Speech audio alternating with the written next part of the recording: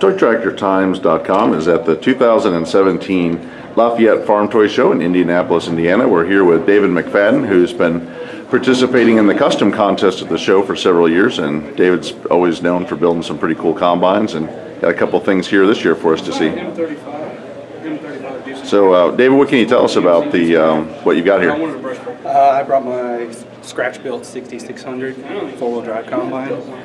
Well, let's we'll zoom down here and take a look at this. It's a really detailed piece, and I wanted to get a video of it because there's a lot of different pieces that you've put on here. Maybe we'll start out with the tire and kind of the belts and stuff that are behind it.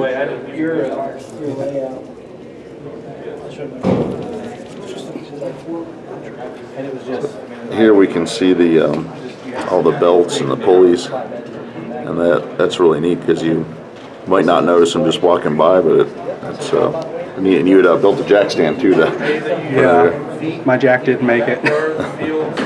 But that's great. And so we'll get that back on it there.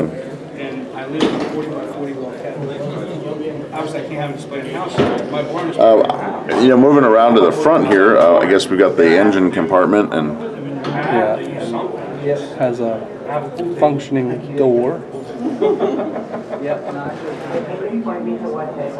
That's great. I don't think I've seen some people do the big ones that way, but it's the first I've seen a 64th having the compartment open.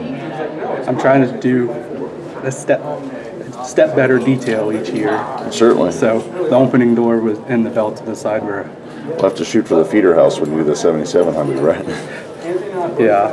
So now we also get up to the cab here. The feeder house raises and lowers also.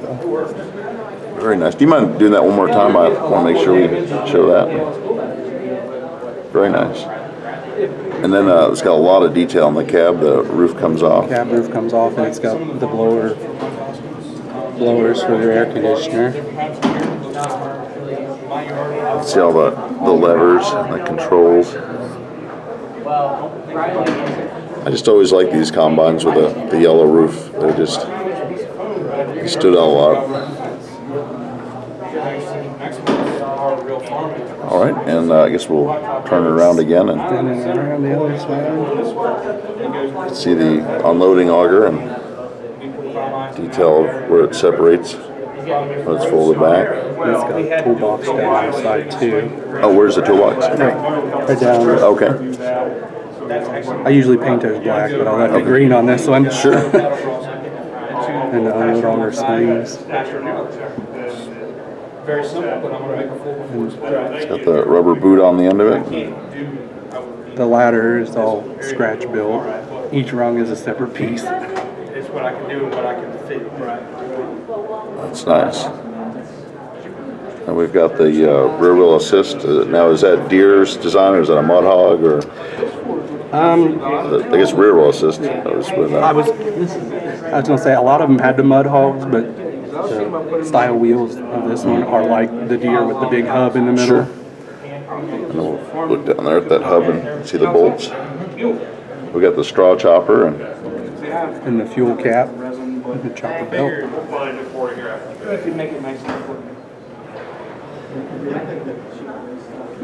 Don't know if you'll be able to see or not, but there are straw walkers up inside.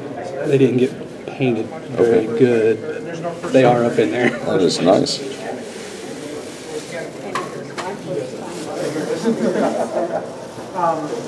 Well, thanks for the tour of the 6600. I wanted to just take a look at a couple of the other things that you brought out for the display or the custom contest. We've got a John Deere 2750. Now, what I've always thought was neat about these tractors, this would have been from the mid-1980s, but they still continue to use the John Deere like 40-20, 30-20 fender on them. And now, what did you do to build this tractor? Because it's not a full-size Soundgarden, more of a utility-size tractor. I cut the body right behind the side screens and put the body back together, narrowed it a little bit, and then added the front wheel assist axle and the drive shaft and the steps. Oh, it'd make a great chore tractor in the farm, or put it on a baler. And around back I gave it a non-functioning 3-point hitch, rear work light.